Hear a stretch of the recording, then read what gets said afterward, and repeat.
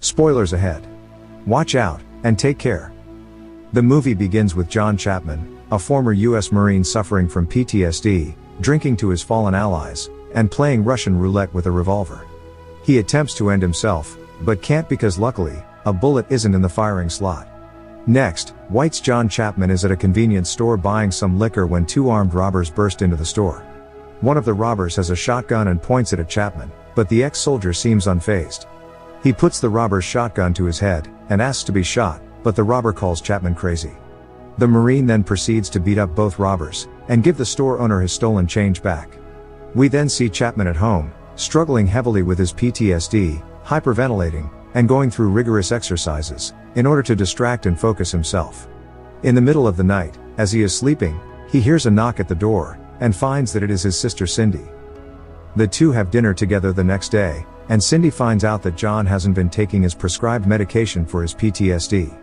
John tells her that he is fine, and hates taking the medicine anyway. Conversely, he asks Cindy if she's okay. She tells him that she is, but her body language seems to suggest otherwise. The next day, Cindy flies back to Brazil, and we cut to a scene with two police officers, one of whom is called Catarina.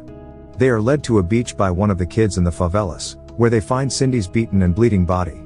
Luckily, she is still alive, and Catarina calls for an ambulance. Chapman receives word from Manny Ridley, a fellow veteran and diplomat, that his sister has been severely beaten. Chapman immediately leaves for Brazil. In the next scene, we see Catarina distributing sodas to people in the favela, when shots are fired. She and her partner rush to the scene to find that Detectives Santo and Baroro have already apprehended the suspects. The people in the favelas quickly turn the tables on the policemen, however, training their guns on them in a flash. Santo asks for them to pit their best fighter against the police's best fighter then and there in a wager. If the police lose, they leave and free everyone they arrested. If they win, they will leave and continue to come back until Cindy's attacker is found. The result is a showdown between Detective Carlos Baroro and the best fighter from the favela.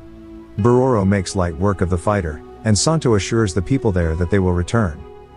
John then meets up with Manny and Santo, with the detective allowing the ex-Marine to investigate the crime scene with Officer Catarina. Later, when John goes to visit his sister in the hospital, he finds an Asian nurse injecting Cindy's IV with something. John suspects nothing of this until his sister starts having convulsions, upon which the doctors attempt to stabilize her and tell Chapman that there are no Asian nurses on their payroll and that this was an attempt to kill Cindy. John is then seen at the spot where his sister's body was found, and he tries to investigate a young man hanging around the scene, wearing his sister's necklace. After some fighting with the locals, it is revealed to John that the young man, Kuka, is one of the people that Cindy helped during her work in the favelas, and that the necklace was also a gift from her. Kuka then proceeds to give Chapman Cindy's journal, in which some pages have been torn out suspiciously. Chapman then uses some sandpaper to reveal a secret hidden in it. He calls the number written and arranges a meeting with the man on the other side of the phone, Bruno. Bruno tells John that Cindy had been investigating the prostitute disappearances in the favelas, using her connections. She had arranged for a meeting with someone that could blow the whole thing wide open, and had asked for Bruno to take pictures of the meeting, having worked with the photographer in the past. Bruno said he gave the original pictures to Cindy, and will keep the copies as insurance for himself, but Chapman is able to swipe them off him. As Bruno goes to sit in the car, it explodes, triggering Chapman's PTSD.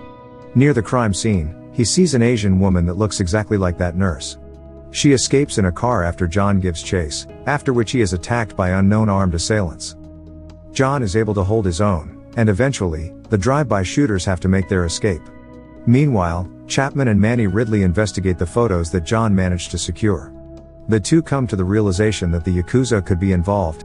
He goes to the nightclub and manages to confront the man, DJ Lima. The man tells Chapman that he is a smuggler, and that Cindy was able to catch him in the act of making a deal, and confronted him about it. Unfortunately for her, Lima's client was also watching, and likely was behind the attack on Cindy. Lima then tells Chapman where he can find the client, so Chapman heads off with Manny. Santo, meanwhile, starts a violent raid on the favelas, in an attempt to kill all wanted criminals.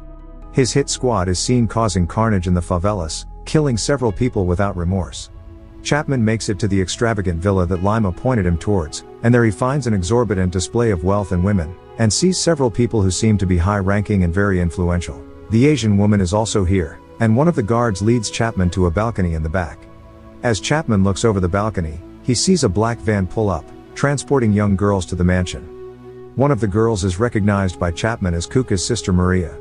Chapman is then attacked by the guard, but the Marine is able to dispatch his attacker easily.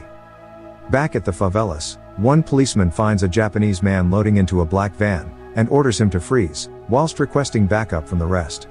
Santo and Baroro make their way onto the scene, where the policeman informs them of the situation. Santo is about to shoot the criminal, when he suddenly points the gun at the young policeman, and shoots him in the head. Santo and Baroro are then revealed to be working with the Japanese woman that tried to assassinate Cindy, and in a shocking twist, we find out that Santo ordered this raid not to kill criminals, but to kill those that Cindy could have talked to, about their pedo ring trade. The Yakuza had hired Santo's services to clean up loose ends, and the Japanese woman tells Santo that his payment will be waiting at the docks. The guards at the mansion continue to hunt Chapman, after he finds where they have been keeping the abducted. Meanwhile, the big bad boss Hiromoto orders the Yakuza woman to go finish the job at the hospital and kill Cindy. In the meantime, he interrogates Lima and kills him with a sword. Hiromoto then tells Santo and Baroro that Chapman is causing trouble at his place, so the detectives tell him they'll take care of it. Next, Chapman is cornered by the brothel's guards, but takes care of them. Santo and Baroro then arrive on the scene and Chapman explains what is going on. It seems like Santo is going to kill Chapman, but Katerina and her partner also arrive, handicapping the double-crossing detective. Chapman then shows them where the kids were being kept, but to his surprise, finds the entire room empty. Santo then asks Chapman to hand over the sensitive shipping manifest that he was carrying, to which Chapman obliges, because at this point he doesn't know about Santo's involvement with the Yakuza. As Chapman goes to leave for his hotel, he realizes that foul play is afoot with Santo, and goes to follow the detective to the docks. The Yakuza assassin meanwhile is almost about to kill a comatose Cindy, before she is fatally shot by Officer Katerina. Chapman makes it to the docks, where he finds a contingent of mercenaries, Santo, Baroro and Hiromoto preparing for shipping to Japan. He calls Manny Ridley to tell him of the situation and asks for backup, but advises the police not to use the radio, because Santo is a double agent. Chapman then goes into the warehouse, and proceeds to kick ass, eliminating several goons on his own, in an incredible display of fighting prowess. Santo and Baroro then attack him. He is able to pin Santo under some crates, but then has to engage in one-on-one combat, with a highly dangerous Baroro. What follows is an incredible fight scene, with a flurry of exchanges between the detective and ex-Marine. Baroro displays incredible athleticism, but Chapman is able to overpower him. Santo then breaks free and attacks Chapman, but the soldier is able to beat him very easily. Baroro and Santo are able to get back up at the same time, and as Chapman is staring them both down, he is almost sliced up from behind by Hiromoto, narrowly dodging his sword slash. The three then attack him at once, and an enthralling fight ensues. Chapman is in significant danger and is pinned back, but he manages to unleash a storm of punches on Santo, breaking his ribs, and also sending Santo's knife through Baroro's foot. Chapman then squares up Hiromoto one-on-one. The Marine starts using two ceramic pipes as batons, and fights the sword-wielding Hiromoto.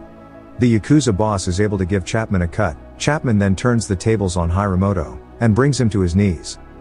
However, the Yakuza boss then pulls out a gun, and shoots Chapman, telling the Marine that his sister put up more of a fight. This enrages John, who explodes on Hiromoto, and defeats him with some quick pipe whacks. Hiromoto gets up again, but Chapman shoots him several times. As he dies, Santo denies any involvement in Cindy's near-fatal attack, hands Chapman the key to a locker full of incriminating evidence, and asks for a gun in order to kill himself. Chapman agrees. The Marine also rescues the abducted, and carries them to safety as the police arrive. Cindy is also seen awake and recovering, but has severe head trauma that will take several years to heal. Later in a cafe, Ridley offers Chapman a job as an agent with the State Department, which he accepts, as then the state will take care of his sister. The end. Thank you for watching. Subscribe if you'd like to see more videos like this. Turn on the notifications, and leave a like to help the channel out.